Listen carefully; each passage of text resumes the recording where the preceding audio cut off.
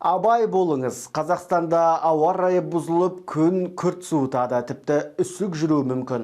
Синоптиктердің айтуынша, бұған дейін ел аумағында жаңбыр мен найзағай тудырған циклон алдағы күндері Қазақстан аумағынан шығып кетеді. Оның орнына антициклон келеді. Ол жауын шашынның тоқтауына және ауа температурасының күрт төмендеуіне әкелетін көрінеді.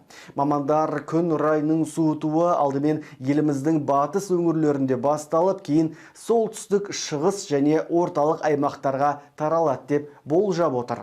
29 мен 30 сәуір күндері Батыс Қазақстан, Атырау, Ақтөбе және Қостанай облыстарында түнгі уақытта үсік жүреді. Ал 30 сәуір мен 1 мамыр аралығында Ақмола, солтүстік Қазақстан, Павлодар, Қарағанды, шығыс Қазақстан облыстарында, сондай-ақ Ұлытау және Абай облыстарында ауа температурасы 0-ден төмен түседі деп күтілуде.